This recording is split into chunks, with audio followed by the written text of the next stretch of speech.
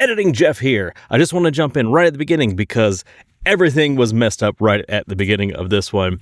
I had been using my laptop originally for the campfire chats, so all of the overlays and everything were still on that laptop, and I didn't have it for this one. So it just kind of threw me off. I wasn't there.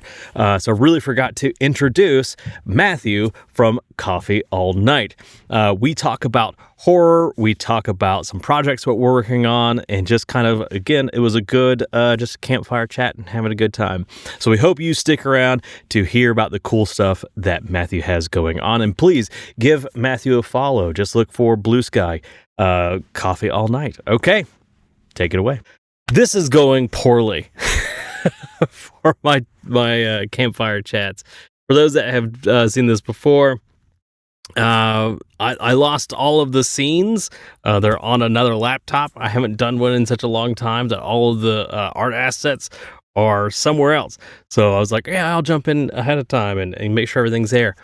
It's not. So, but thank you, Matthew, for putting up with me as I was trying to figure that out and get us at least. Hey, we have a campfire between us. Yeah, that counts for something. This is the best episode of Campfire Chats I've ever been on. So it can only go up from here. I do these. I do a live show for Gigabytes Cafe in Marietta, Georgia, every Friday at 11 a.m. We talk about what's going on in the store, and it never fails. There's always something that goes wrong with every stream, and we've been doing them for about a year. Which is typically me forgetting to update the date on our little on our thing. But anyway, so Matthew, thanks for coming out to Campfire Chats. The idea was born out of this, and the idea behind this really was just like we make friends and we make connections in the industry and with other developers and all this kind of stuff, and we always have kind of a very professional relationship, and we rarely get to know people that we talk to all the time. And this is just that opportunity to kind of lower pressure. We're not here necessarily to push anything, though this is Zemo month, so we definitely are going to be talking about projects that are going on and things that we love and things we want to shout out. And I know your project, we'll get into that, is actually going to be happening later, which I'm excited to hear more about. But for the moment, tell us, what hot drink did you bring to your campfire chat? So I'm undermining my brand here, but that's only because I have to be up for work at 5 a.m. because of course I do. Yep. That's not normal. That's just because I'm staying up late tonight. Yeah. The universe works that way. Yep. So I've got a decaffeinated green tea in my favorite mug. So cheers. Unfortunately, this was a former DM. That's good. They killed too many characters, and it was time for them to retire. I just wanted the seat. They were a forever DM who refused to give up the seat, and you're like, all right, well, we'll make it happen. I don't have a hot drink. Go ahead. I was just gonna say, like, I know a lot of people complain about being forever DMs, and I'm like, that's what I want. Like, that's my jam. But so your beverage list. Oh, I was gonna say, because again, I have to be up at 6 to be at work at 7, and it's just one of those things where I was up late last night cutting together video for marketing and ad stuff, and I was just like, I can't have another hot drink, a caffeinated thing, because that's all I have. It would be either that or I'd be sitting here with a Jameson, and that would probably go just as poorly after a while. I'd be like, hey. Campfire chats ended with Jeff sleeping on stream. Yeah, normally I'm it's just straight up black coffee for me. No sugar. Ooh. I like my coffee like I like my metal. See, I need that hazelnut creamer Mm. sugar. I don't want to taste the coffee. The coffee is a I vehicle to get cream and sugar into my body because they frown upon you if you just drink just straight cream and sugar. It's terrible. That is true. Yeah. It's not my fault. Um, I do. The one time of the year I make an exception for my with my coffee is uh I do love pumpkin spice. Like oh, good pumpkin interesting. spice coffee. I love it. I'm is this a sweary show? Yeah, yeah, we're fine. It is a late night. Okay. When Suddenly Games is a spooky horror, while we are Okay. lean more campy horror, it's still trolls too here. So I all right. Cool. I just I I figured like I should ask that now because that's just how I talk. sure, sure, So sure. like I can tone it down, but that requires deliberate action. Right.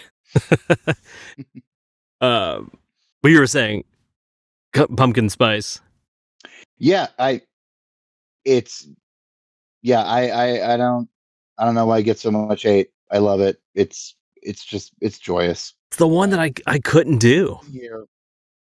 I don't know why. Just for some reason, I just can't. I'm pumpkin's just not a taste that I've ever really, in general, have come to enjoy. Mhm. But I'm never gonna yuck somebody's yum, right? Though I do love. Do you Sure. know Meat Canyon? Canyon, the cartoonist. Yes, Probably I'm past it. aware Yeah. of them. At some point, watch his pumpkin spice video. It's a Okay. when we talk about horror. It's the perfect body Mhm. horror. Because it's basically about this woman going around in line at Starbucks, just constantly like she would finish her drink and come back around, and she's slowly turning into a pumpkin. But at one point, Mhm. she can't see anymore because her head's a pumpkin, and she pulls out a giant butcher's knife to cut eye holes into it and cut a mouth. It's so well done. It's perfectly disturbing. Uh, Highly recommend. That sounds delightful. Yeah. He's done so well. He's been doing some short films almost that are like live action.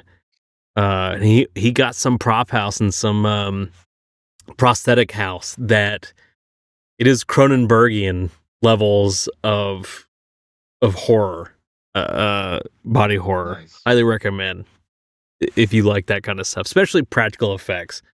Um, it's Oh yeah. wild to see how the indie people are still just keeping the practical effects alive. Those houses, practical effects houses It going. oh yeah. And like what whether it's like a a haunted house thing or Hmm. like a movie, people can people can always tell. You don't even need to be a horror hound or Hmm. you know, people can just there's a visceral nature to it Oh yeah. that you just know no, those people are getting sprayed with some shit that's not Hmm. CGI, Hmm. you know. Oh yeah. He in the video I'm thinking about, like he has to take. I forget basically it's like this tube. It almost looks like an intestinal tube that he is pulling at to pump out some egg thing, and you can tell like it's all real. And he's moving this egg out. He pops it in his hand and has to break it open and sift through all of the bits and the goo, and it's so well done.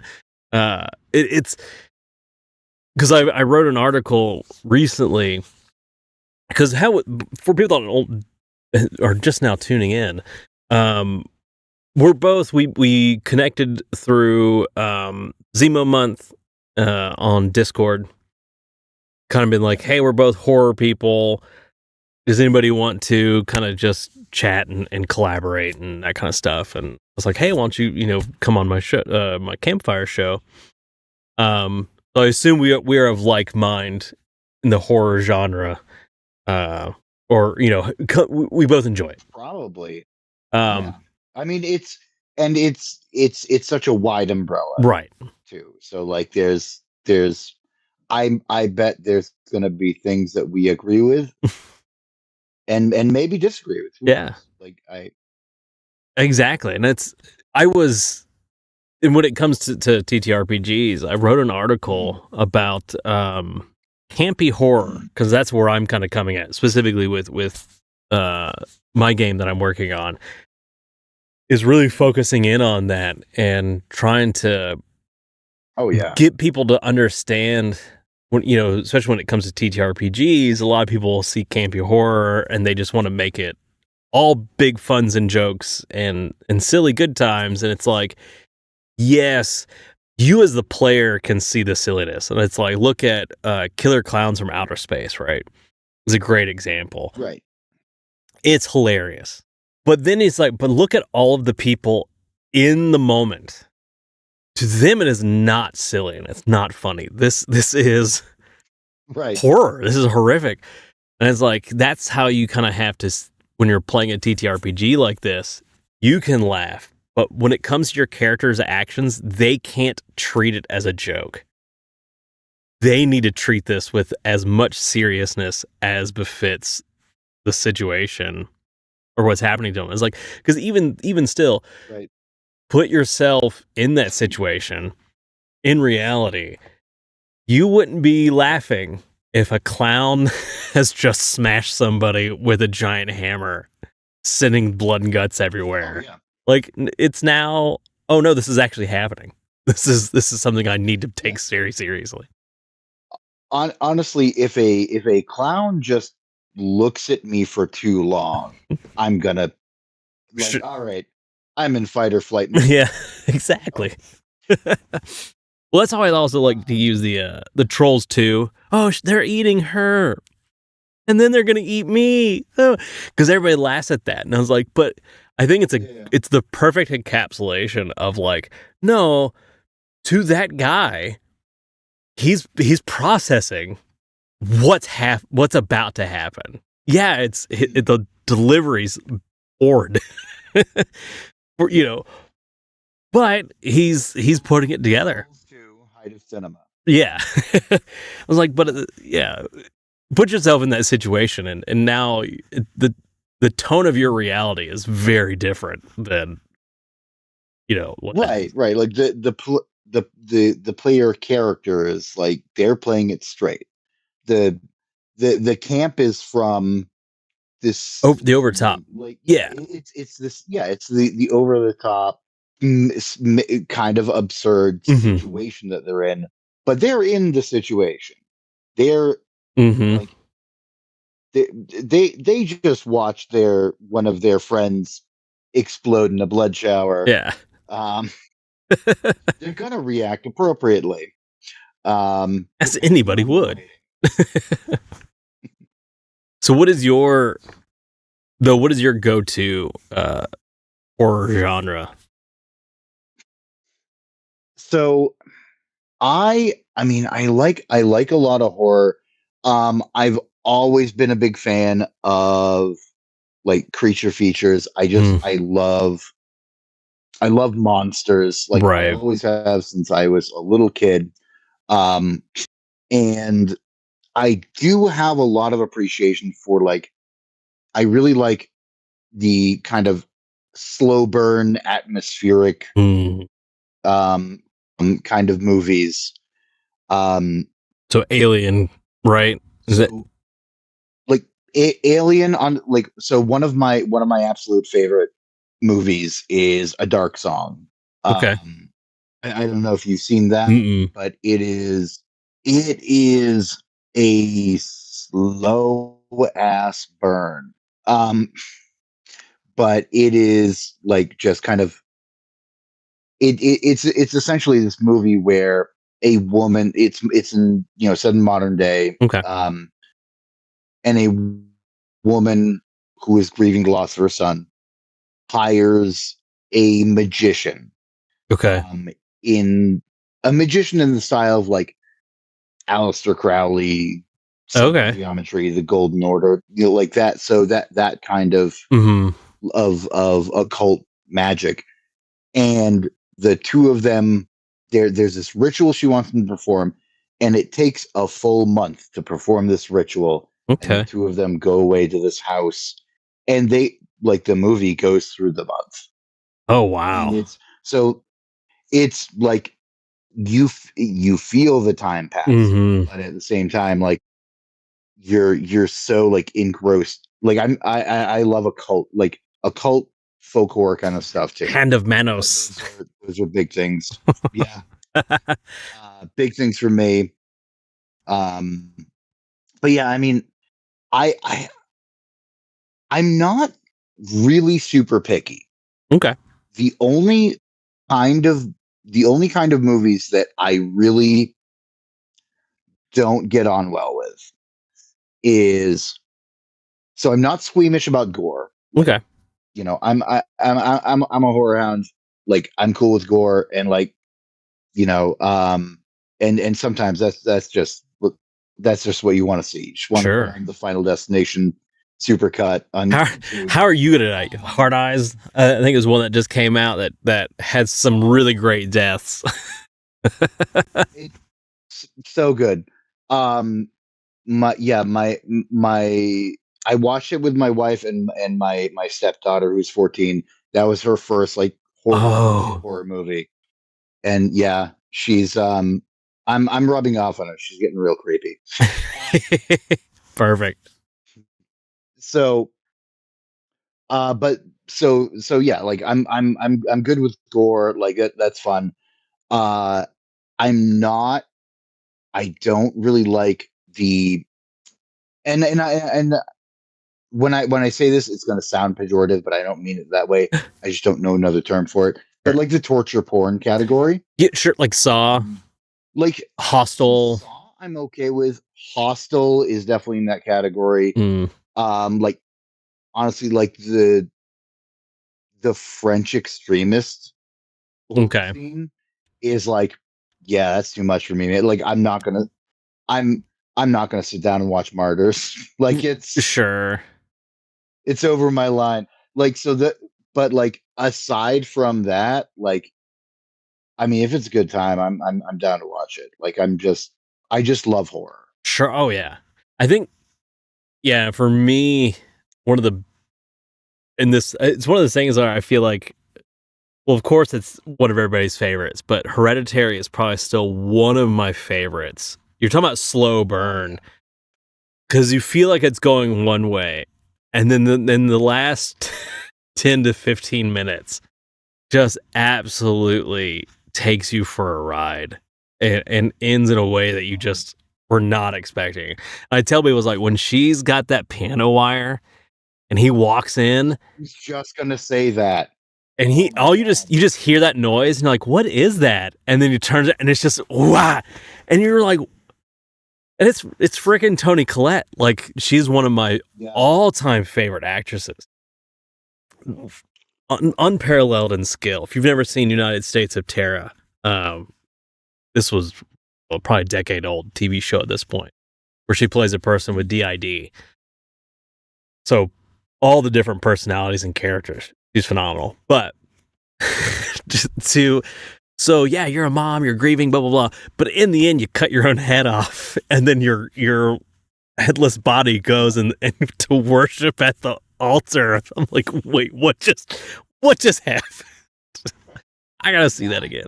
Like yeah, that scene. I mean, it burned into my memory, but Mm-hmm. yeah, that one got me. Like when I mean, there are some like great shocking moments Mm-hmm. in that movie, but like that one, and then when they're driving home from the party and Charlie gets her head taken off, like, Well, it and was. then they go back to just the her head on the road. Mm-hmm. Lot of decapitation Invitation. Yeah, there was, wasn't there? To me, it was the being a parent and hearing, because the camera's on him, Yes. and you just hear her scream, like, because you know what's waiting, Yeah. and that moment was just like, ugh. So And yeah, I really like that they kept the camera on him because, like, yes, you hear the anguish screaming of Tony Collette's character, but like you're sitting in that dread and guilt, and that I've done something so awful and so unforgivable that I can't even acknowledge that it's real. mm-hmm. Because he's like, I'm What are you going gonna do? in. Yeah, Like, yeah, it phenomenal movie. yeah. Just, I still need to Heartbreaking. see. I love it. Yeah, I haven't seen Midsummer. Love it. Um, Also good. it's on my list because, again, it's just because it's like, hey, let's play with horror in the daylight. Let's shiny happy people, and I think that's a what it feels like, something that isn't often explored, right? The horror doesn't have to happen at night. you know Right. And Midsommar removes the supernatural element. Oh, okay. Like it's fully like it is full on folk horror for Oh, sure. okay. But it is, but like even without the supernatural element, it is still just, yeah, it is unsettling. And um I still think I like Midsommar better, Okay. only because I love supernatural shit. Hmm. That it's not a requirement, but it's always going to be a bonus for me. Sure. I was a kid who would watch Scooby Doo every week and just be mad because it was never a real monster. You're right. The later cartoons do. I think the younger kids, Yes. they went into the. Well, it's funny because I wrote. It was a challenge to myself. I'm not sure to kind of bring it around to TTRPGs, which is kind of how we connected. Right. We do that. Are you familiar with Cypher System? I am familiar with it. Okay. So we, as much as I love it, I think it's a wonderful system. I am a person that will be the first people to tell people, I don't think it's a great horror system. And they have two of the most horror, like, well-known horror IPs in Magnus Archives and Old Gods of Appalachia. And I'm just like, it doesn't make any sense. Because Cypher is a really great kind of action adventure. Yes, some exploration, but all the character abilities are combat oriented. And I'm like, as a horror thing, that doesn't make much sense. So I kind of challenged myself. I was like, can I strip out all of the combat from this system? Make, your character types have no combat abilities, and will the game still function? Will it still work? And I ended up writing a Scooby-Doo TTRPG called Monster Mystery Mayhem, and it ended up being a blend of Cypher and Brindlewood Bay, wherein you are brought to the mystery. There's the face, the muscle, the brains, and then the what was the scrap or Shaggy is what is the name for it now? The person the person you'd put in the way, the lure or whatever, something like that. They're the Oh yeah. Debate. the bait, yes. So I'm the bait. I'm the person that when it's time to capture the monster, I go out there and get myself in the worst position possible. But that was part of it, was keeping the supernatural. All that to say, I was like, no, I'd rather that be an element there where you can, unmask. Oh, the whole time it was, Uncle Jim. But there was a case where if you failed that unmasking roll enough times, or I forget how exactly it worked, you would discover that, oh no, this is a monster. This is the one time where Mhm. Whoopsie daisy. This mask isn't coming off. Ah, my hand. Yeah. Let's see here. That's good. I thought someone asked us a question, but it's my automated visit my Ko-fi page. Oh, good bot. Thanks, Yeah. Ko-fi bot. Yeah, I actually I have so one of my earlier games I put out was kind of kind of had a similar trajectory. So it's called Nope. And it was the alternate title is Oops All Scullies. Okay. Where the player characters are your all of your stats are like basically avoidance mechanisms. Okay. Um so like your stats are like denial, logic, uh obliviousness. I'm not looking at it right now. Right. Um but basically Well, there we go. you're present. Someone in chat just posted a link to it. Oh, thank you. Thank you, Duck Molo. Yep. Coffee all night. .itch.io/ nope. Yeah, Easy. so it's a little like it's like a little pamphlet game basically. Mm-hmm. And what you are is you're presented. The GM presents like something weird but not outright supernatural. Mm.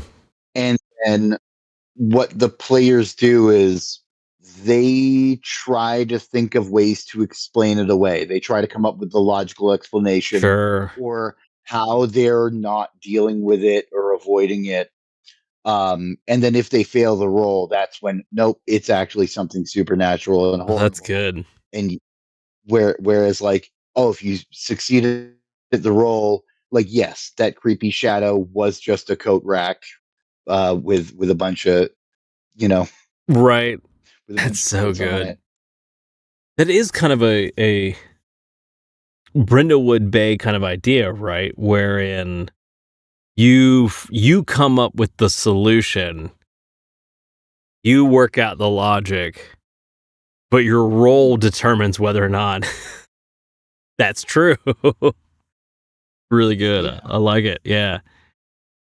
It's a fun mechanic to play, especially because it pushes the player to role play, right? To their imagination, pushing them into how do I explain this away? I can come up with the cool narrative, but the dice are going to determine whether or not or how we react to the situation, right? Yeah. It's gonna prove me right or wrong, and then I have to it's almost like the dice are doing a weird yes and no but of themselves. Yeah. You know, they're kind of injecting a moment that then you have to play off of.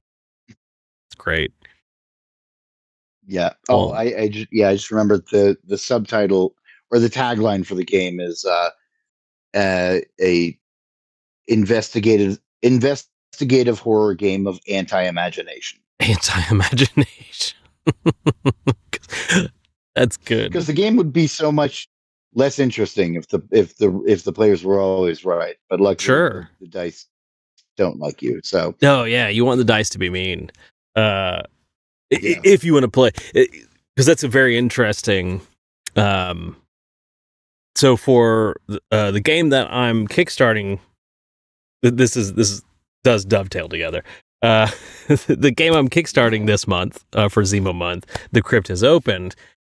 I ran for a full year with the same group of people, campaign length, and this was the big stress, the final big stress test. Like, are the rules mechanically sound? Is it going to handle a long-term campaign, or because I've been running only one shots up to that point, and one shots were going great. And it's like, cool. Did I write a really great one shot game that's going to fall apart instantly when we get into this long form? But it's a game of campy horror, fun stuff. But one of my players a long time, more traditional D&D Pathfinder kind of player, was a really great stress test for being able to say, hey, if you don't like to lose, you are not going to like this game. And that's something I'm going to have to put in the rules, because we basically ended up coming up with 2 modes of the dice resolution mechanic. The base setting is called horrific mode, horror mode, which is in most games where it's meat to beat. In this game, you have to overcome the what we call the imposition die. You have to roll higher than that dice. If it meets one of your dice, it doesn't succeed. And that really throws the math in favor of that imposition dice, the difficulty dice, if you will. And for that player and a lot of other people at the table, we ended up playing what's called heroic mode, which is meat to beat. It makes it a little bit more forgiving. Okay. So we offer that option right in the games. Like, hey, if you find that... Good. And these aren't like D20s. These are smaller. Yeah, this is... Right? Yeah. So that one matters a lot. Oh, sure. Because at highest you're rolling is D12. So on the player side... okay, yeah. To kind of give a quick rundown, the game is built on a dice pool kind of system where the player has a spell die, which is kind of their level, which ranges from a D4 to a D12. And they choose a spell path, whatever spell they're casting, and that's another die that can range from a D4 to a D12. And so whenever they're casting a spell, they pick their spell die, they grab whatever level they are, basically, whatever spell they're casting, and they grab that die. And then the Crypt Keeper will go, here's how difficult that task is that you're trying to do. I'm going to rate it, say, as a D10 in difficulty. So their 2 dice, the spell and the path, have to both roll higher than the imposition die to fully succeed. If the imposition meets or beats one of the other 2, it's a success with consequence. If it rolls equal to or higher than both, it's a full failure. But of course, what's nice... Oh, thanks a lot. Look at that. Duck Mo pulling out the Kickstarter. Look at... Are you ready to be a moderator? What up? This is on it. I'm just going to start naming shit just to test them. There you go. What about this? So you have 2 dice, kind of 2 chances to the 1 to at least be successful. Yeah. But it really, like I was saying, that horror mode, because the greatest example is if you roll all 2s in heroic mode, that's a success. Where in the horror mode, that's a failure. Like, that automatically just really swings it. And, I had a player that just really did not like that aspect. I don't want to lose. I want to be heroic. I want to be... And it really is like, well, it's a horror game.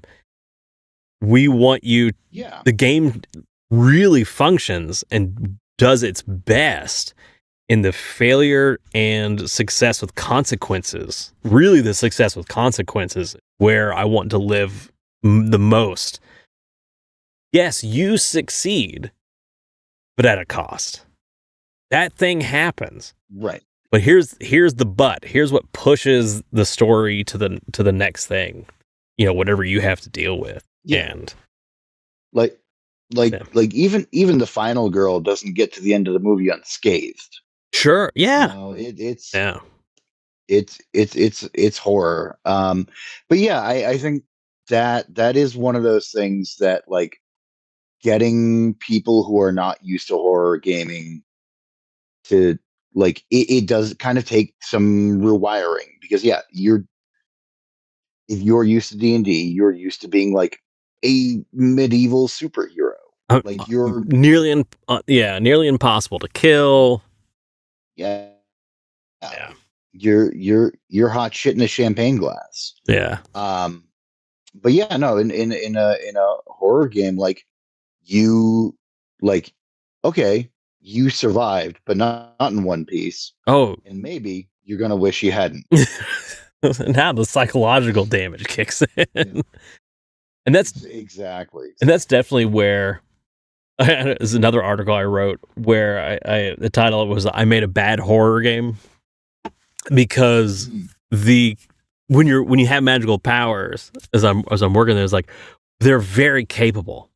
And that's like the worst thing you want to be or have in a horror genre is for your heroes to be Yeah. or your main people to be super capable and have the answers to the problems. They need to, be really a great horror game is people that are up against things beyond their capability and they Mhm. have to pull out all the stops. So in that regard for my game, that just means the consequences have to be that much more unforgiving in a way. It's like, look, Oh, sure. you are so capable that a concussion to you have healing magic isn't that bad once the fight is over. Once the whatever you're dealing with is over, we got it covered. Yeah. So it's like things get really bad, and of course they're like, "What just my character? What happened to him?" But yeah, you cast a big fireball. It worked, but you know what? You caught most of the room on fire too. Like, now deal with that, or you burned yourself, whatever. But it's a very good lesson, very interesting to work through all that kind of stuff and figure that Yeah, out. and I think like being willing to go hard on the consequences. Like you can take the same exact situation. Like let's go D&D because you know what? If you're playing like old school D&D, that's a horror game. Um but like let's say you have a party of adventurers fighting goblins in a cave. Okay, if you're playing like a 5e D&D or a Pathfinder, that is a fun, exciting combat is sport and there's no real lasting consequences. You're going to be missing some hit points maybe. Yeah, You're going to you're losing resources. right. Whereas like if you can run that same encounter as in like a horror context, and then it's like, okay, you're losing limbs. Right. Like the goblins are not fighting fair. They are you have like you the goblins are not limited by the number of squares that are around your character. There are 17 goblins that have all jumped on you, Yep. tearing flesh from you. And guess what? When the fight is over, that flesh is still gone and you need to fucking deal with that now. How are you going to deal with the fact that there are monsters that can just bite a finger off just like that? Now what? Yeah. Right. That's it reminds me of a great story of it was an old school game where they were up into like level 10. It was a mega dungeon. And I think they'd gotten up to like level 8 or 10. But the very first floor of that dungeon, they constantly would race through it to the elevator as quickly as possible because kobolds live there. And whoever designed the dungeon and how well the GM played it, they couldn't kill the kobolds because it was all just like murder holes and they couldn't get to them. Yeah. And it was like they caused us so much damage and so much grief. We still don't know how to deal with them. It's easier for us to just race through the first level and get out of here than it is to try to stop them. It's Tucker's Kobolds is what that one's called. Oh, is that what it is? It was that's that's an old story. Yeah. Always a good one though.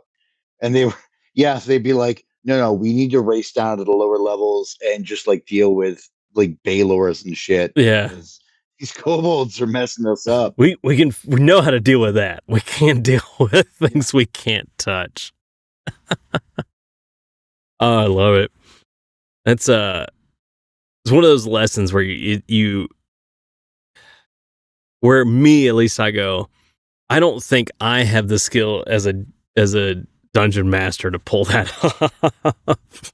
Like that is a Yeah. masterful job of playing by the rules, right? Because you want to make sure that Right. you're being honest, Hmm. but fair, and it's tough. It is a. I had a game like this was three. This was a 3-5 game, Hmm. and they came up to the double door. I was like this orc kind of compound, and I was like, all right, you come up, big double doors, and you see stairs to your left and right. And they're like, we don't care about the stairs. And they just bust into the big door and run into this huge auditorium. Well, if they had gone up the stairs, they would have run across all of the orc bowmen that lined the balcony, who all had, so this is 3-5. What is it? The ranger favorite enemy. And they all had favorite enemy human. So they run in, and one of the guys just gets annihilated. He's like, "Oh, I just took however much damage from all these bowmen. I'm dead." I'm like, Hmm. "I told you there were stairs." It's like, here's the situation. Sorry, sucks to suck. I guess. I don't know. I still feel bad in those situations where it's like, is there more I could have done to kind of to Possibly, warn? but like also like in a horror game though, if players are like on board with the premise and that happened in a horror game, they'd be like, "Shit, you got me." Like Yeah. that'd be like if that were my character, I would have given you a slow clap and started rolling up my new guy. Yeah. Of course, there's 3-5. I'll roll up my new guy character. I'll see you in a Oh couple yeah, hours. yeah. No, I was, yeah, I think I started with third edition. So yeah. That's a, I mean that's an all day project. Yeah. Oh, what have I done? I feel more bad that I did that. Oh, we had some really great times though. We had a game where so many people died, just one because they giant double doors opened it up and just happened to be water. Like the whole room was filled up with water, and it was literally a giant's castle. Yeah. And one of the wizards was like, "No, I got this figured out." And the GM's like, "Oh no, they were not supposed to be able to open this door." Door just opens up. Wall of water washes us all down the stairs, and it was just like two characters died, just straight up. It's like, well, we did it to ourselves. Yep. So, tell me more about your project, though. You've got something coming out in October, I believe you said that you're going to be working on. Yes. Yeah. I have so I have my zine month project going on now. Okay, It cool. is, I'm gonna say, horror adjacent. It's Okay. not like horror itself. Um, and I think I made the comment in the Discord. I'm like, all right, the one time I'm not putting out a horror game is when I meet all the horror people. Um, so it is. So the game I've got going on now, the campaign, it's called the Black Tower Hack, and Okay. it is inspired by, but legally distinct from, Stephen King's The Dark Tower series. So Stephen King, I've always been a fan. Hmm. One of the masters of horror, and the Dark Tower series. It's always been my favorite book series. So I'm the game is based on, like, mechanically it's based on an old OSR NSR. Okay. I don't. I don't know. The lines are blurry. Sure. I still don't even know the difference between NSR and OSR. So I think it's just how you decide to brand it. right. Um, but so the game is called the Black Sword Hack. Okay. That I'm hacking it off of. Uh, so it's now the Black Tower hack. Okay. And in that you are basically it, it is a secondary world. Um, the universe is dying. Okay.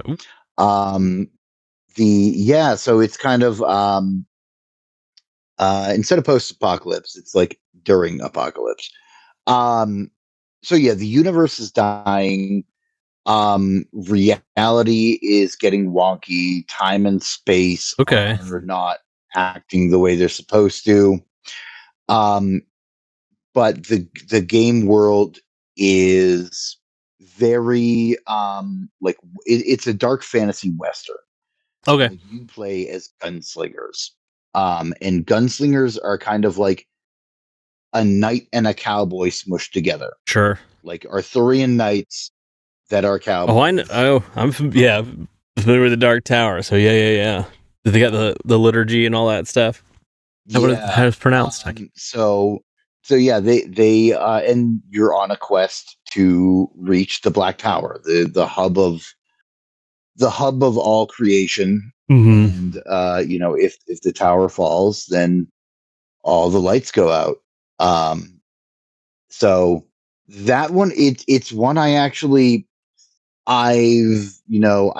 run it a bunch. I actually finished it, or finished. Right. Um, say 90% completed it.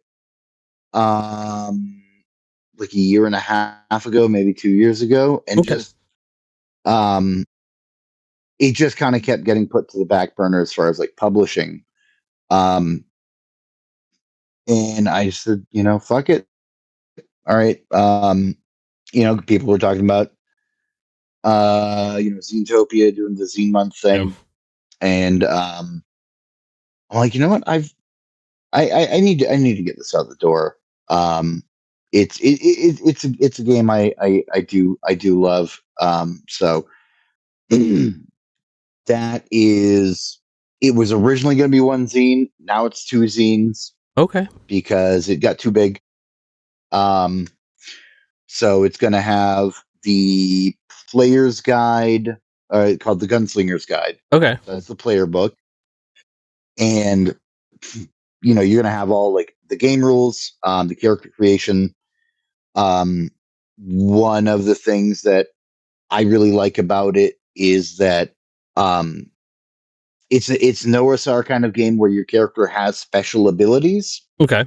Um, so it's not like fully into D&D territory, but you have some special abilities, and I always like it when players have some toys to play with. Sure.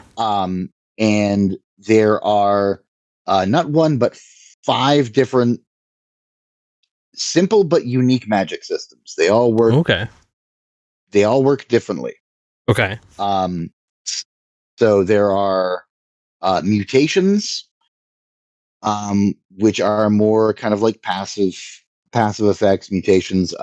There are rituals of the vulgar gods, which are kind of like Love it. your lowly gods, your kind of pagan Mm-hmm. demons, and you can perform these rituals to them. Excuse me, but they always ask a price. They always have Okay. a price, Sure.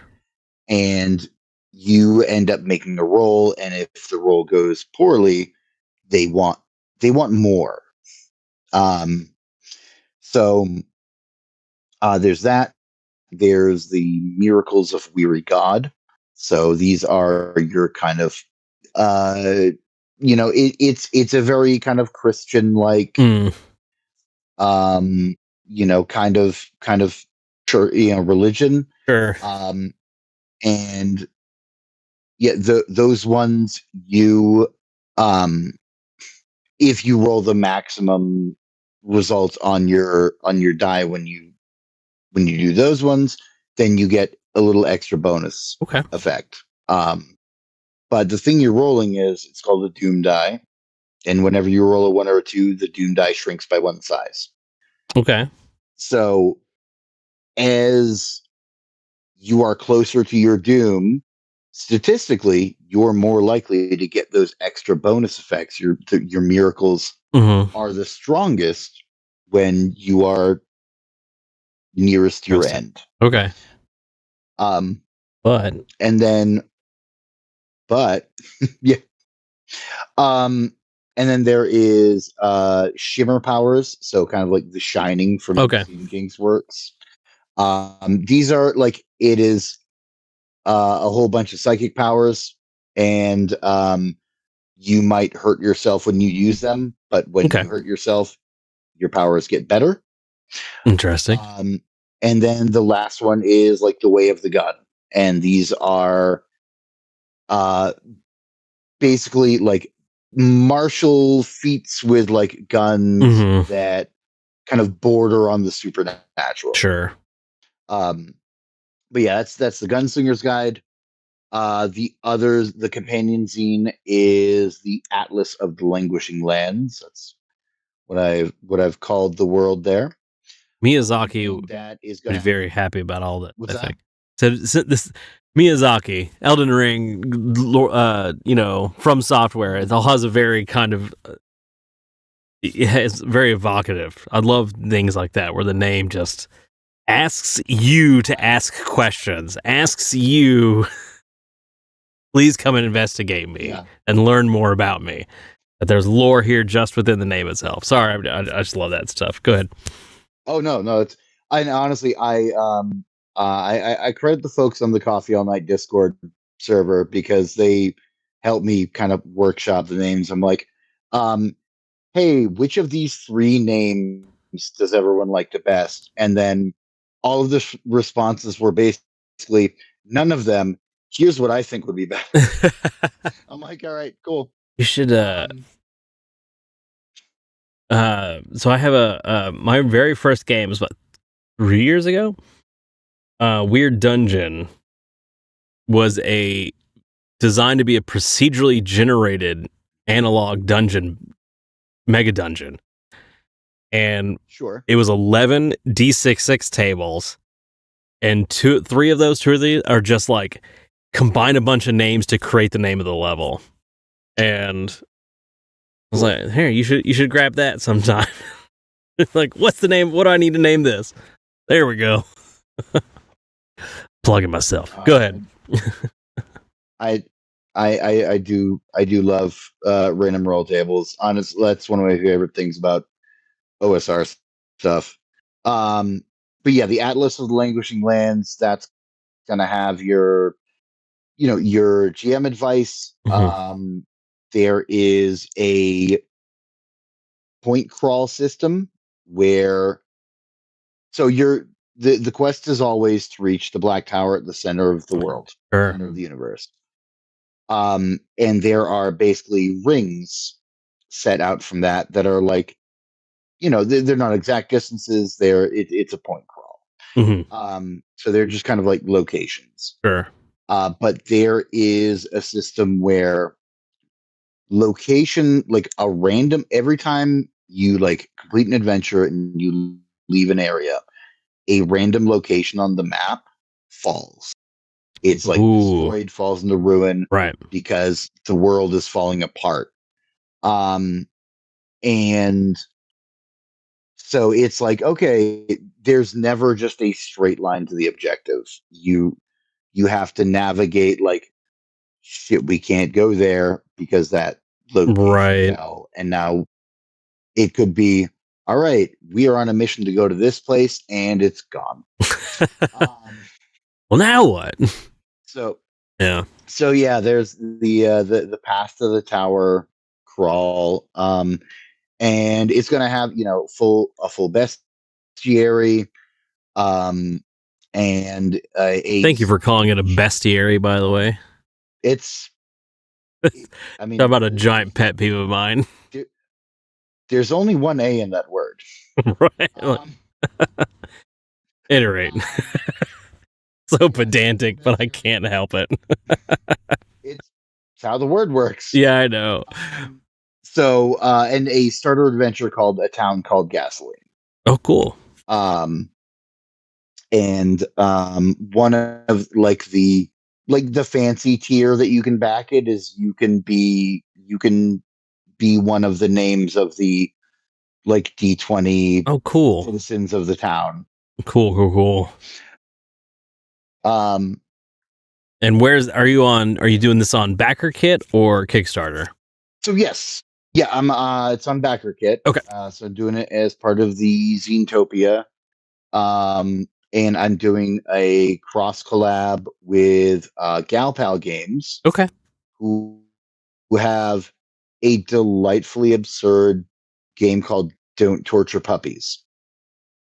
Um, Goes without saying. which is yep, it's kind of a riff on like remember when Google used to have "Don't be evil" as one Yeah. of their core values, and then they got rid of it. Yep. So it's kind of playing on that like ethics and capitalism absurdism.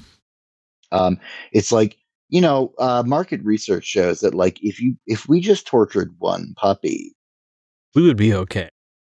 Did you ever see? we'd be in the blacklist border. Have you ever seen Better Off Ted? Better off. Yes. Oh, I remember that show. Because that's basically what That's Viridian really Dynamics is. They are the research shows that if we can torture 2 dogs a quarter and we'll be okay. Yep. Oh yeah. Well, there we Yeah, go. that was a good show. Duck Molo once again popping in. Doing work. Look at This is the that. Lord's work, the Lord of Anguish's work. Well, that's great. Well, thank you very much, Duck Molo, for dropping that in there. Always, the VOD won't have this that I throw on YouTube, but I will. All of that will be they call it the doobly doo. I'll put all those links there. Um, well, that's cool. How much longer do you have on the campaign? So that is running until February 27th. Okay. That's like yeah, the interesting thing about Zenetopia is like they all launch and end on the same day. You don't Okay. set it yourself. Oh, okay. I didn't know that. But we're fully funded. Oh, cool. And Congratulations. yeah, it's doing it's doing so much better than I thought it would. And I say what, the OSR community is fantastic. At the amount of support everybody gives each other, it's really great. Yeah, and not even just the OSR, like just the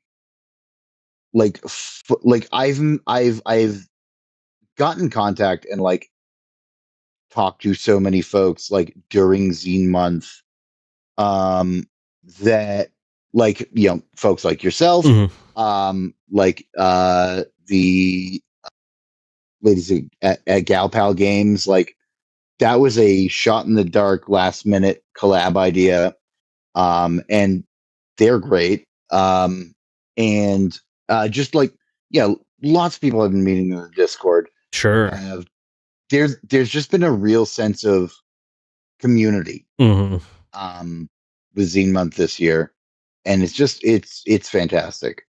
I mean, the industry, for the most part, even when it gets up into, because I'll see 9th level games, I'll see Monty Cook games all the time on Backer Kit. They back all sorts of stuff, which is one of the things I'm kind of disappointed why I didn't go with Backer Kit was just it seems that it definitely fosters that sense of community a lot more than I think Kickstarter does. Yes. So I did Kickstarter for Zine Month last year. That was my first game. That one actually is horror. That's well, there you go. Door. Hey, So all are there more copies for people to pick up, or is it? there are. I have so many of them.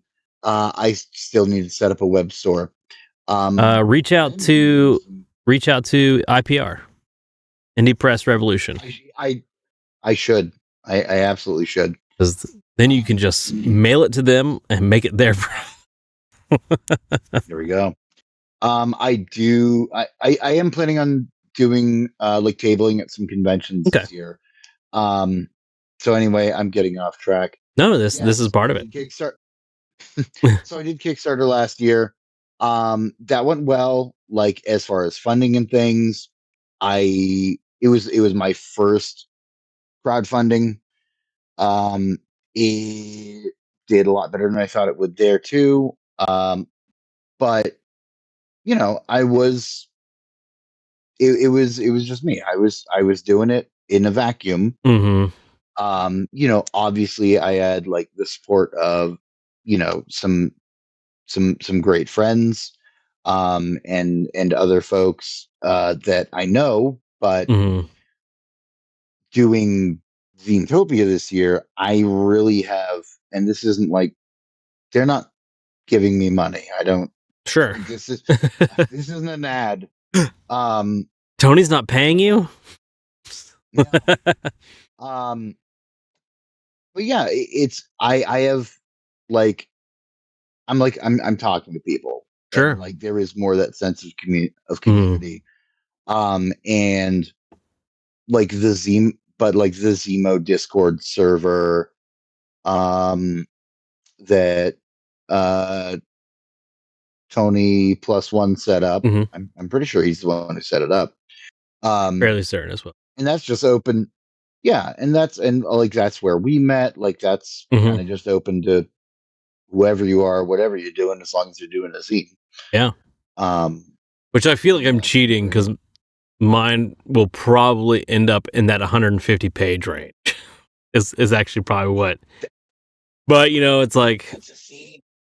it's a Z. It's a perfect bound 150 page Z. It's one book though for the entire game. So at least Okay. we're not doing a multi book thing. Hear me out though. Okay. 5 zines, 5 staple bound zines instead. Every chapter is a zine. that sounds like a skew nightmare. Oh god. Because we were very intentional about making sure that all the stretch goals, and because one thing that can really fuck people up if they're not careful with stretch goals is a lot of people are like, oh, and if we do this, we'll add this new item. Oh, if we could do this, we'll add this new item. And that's what we've learned is like, no, you do not add SKUs. You need to budget for what you got, and then all the stretch goals are just making what you have a better version of that. Because anytime that you start adding it, like keychain, especially if it's like a different product altogether that isn't even TTRPG related, that's how people sink.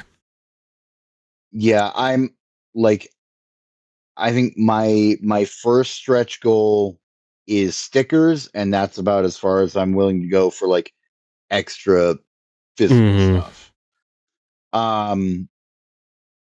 But Man, when I did Weird Dungeon, I did stickers ahead of time as an add-on, and I think that was about 30 to 40% of my backing came from just stickers. No kid. People go nuts love stickers. Stickers. I mean, I love stickers too. I'm kind of shooting myself in the foot, but I'm always the guy at the con like, oh, this sticker's awesome. It's $5. Okay, cool.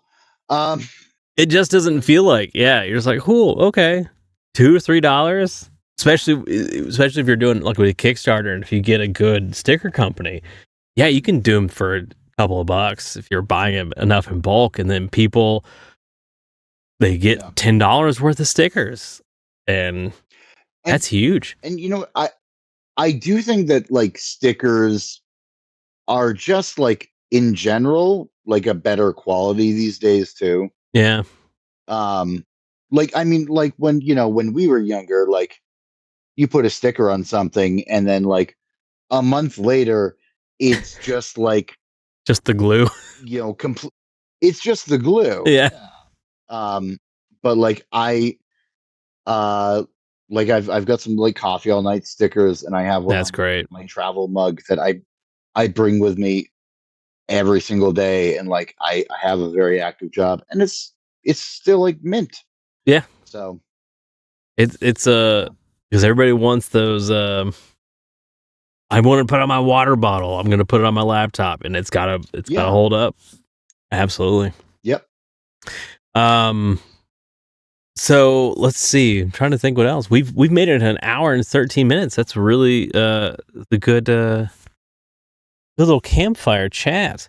So like we've said, Matthew of Coffee All Night, thank you very much. Well, you got something else to show us? If I could plug. Yeah, go ahead. Yeah, absolutely. Yeah. So this is the thing I mentioned about October. Oh, yeah. My next game I'm doing is a balls out horror game. So it is called The Decay Survival Horror Role Playing. Okay. And it is basically a game that I wanted, a game that mechanically made you feel the stress and kind of powerlessness of like survival horror kind of stuff. So this year is Wake the Dead.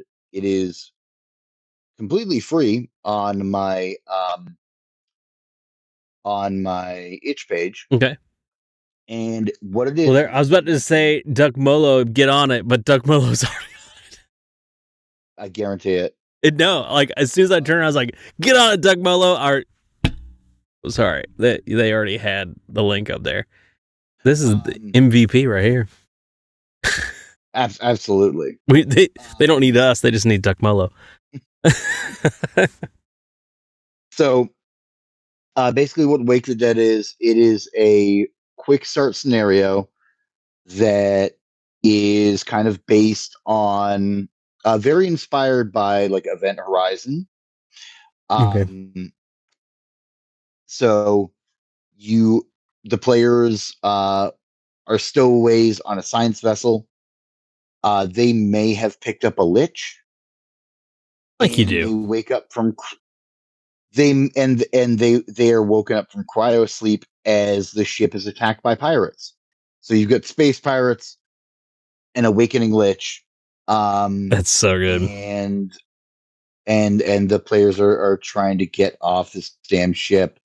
But so these are going out to like all of my early bird backers for the Black Tower hack.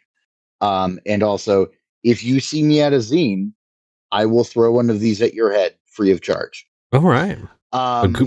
What conventions? I guess that would be the next question. What conventions are you planning on hitting up? So I'm still trying to finalize some of them. Okay. One that is a lock is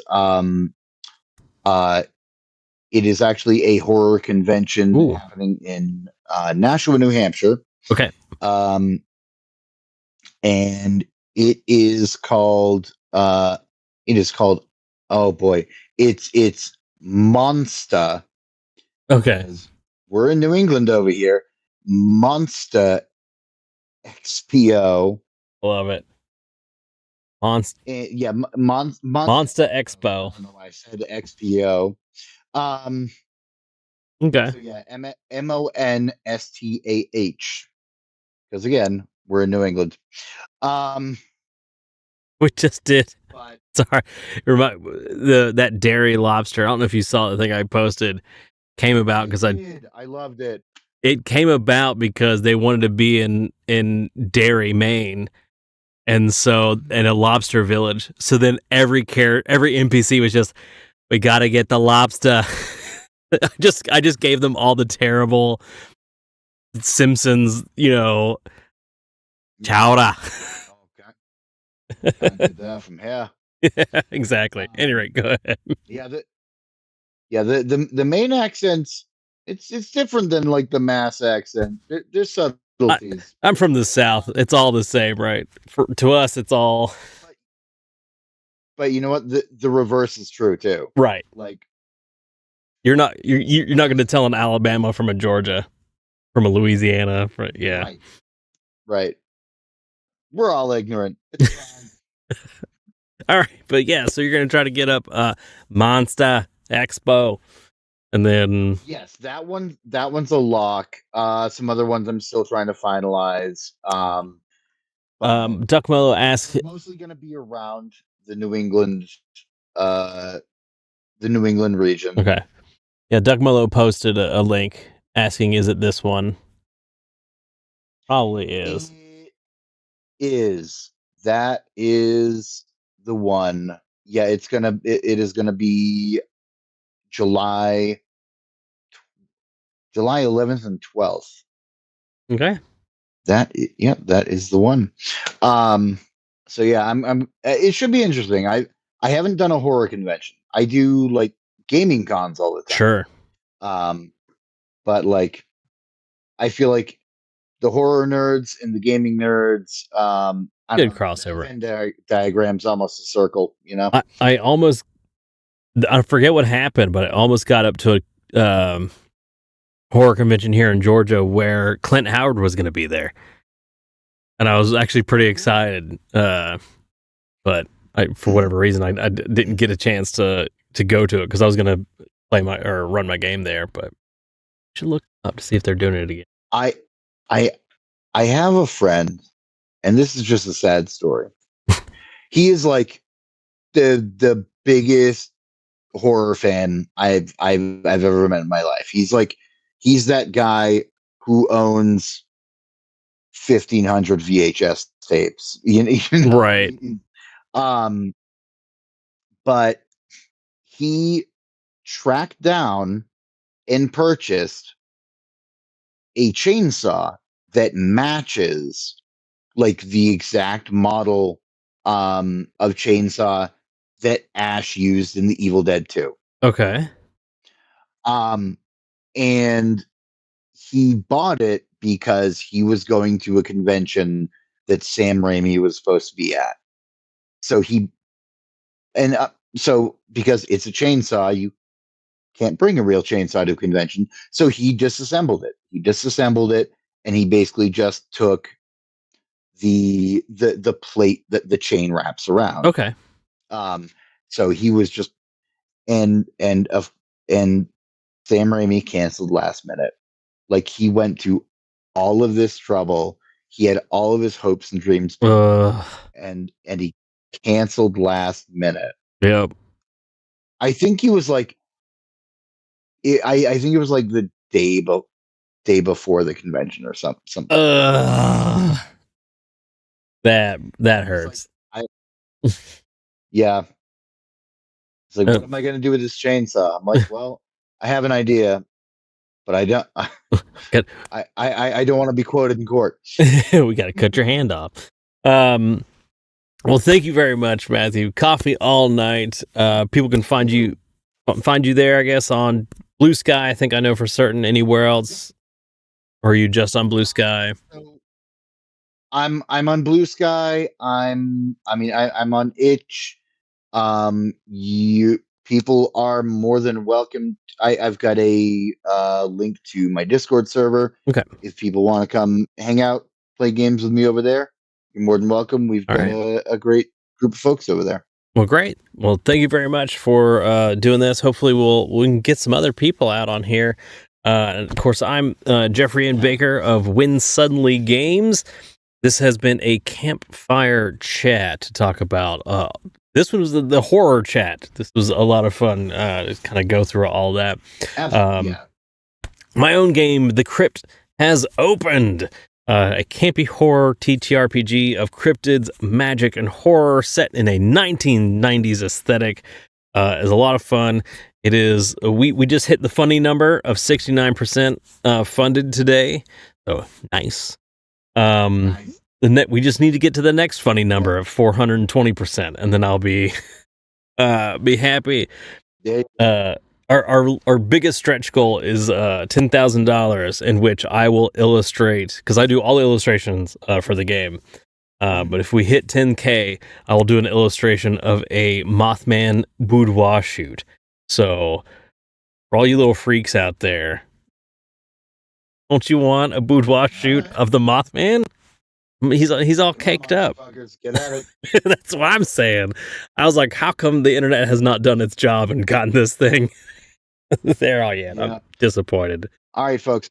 I've already backed it, so now you have to. We got to get us all there. Well, thank you all very much. Let's go. Let's go to the moon. All right. We will talk to you all later. I'm not sure when the actual VOD will be up, because I'll try to edit this a little bit and actually maybe put some text, and it can actually look more presentable than this this poor stream. All right. Well, have a good night, everybody, and I'll keep people posted on the next one. Take care.